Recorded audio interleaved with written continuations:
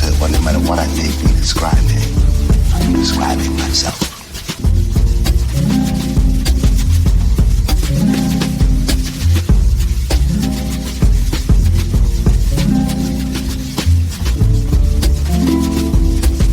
Nobody, no man, no woman is precisely what they think they are. Love is where you find it. And you don't know where it will carry you. And it is a terrifying thing. It is the only human possibility, but it's terrifying. And a man can fall in love with a man, a woman can fall in love with a woman. There's nothing anybody can do about it. If you lie about that, you lie about everything. And no one has a right to try to tell another human being whom he or she can or should love.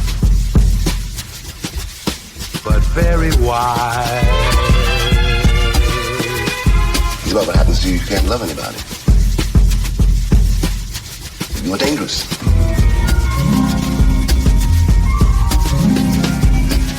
You have no way of learning humility.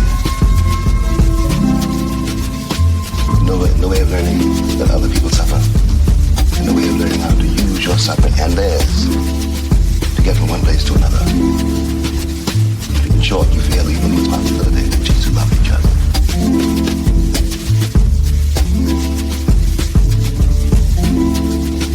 And while we spoke of many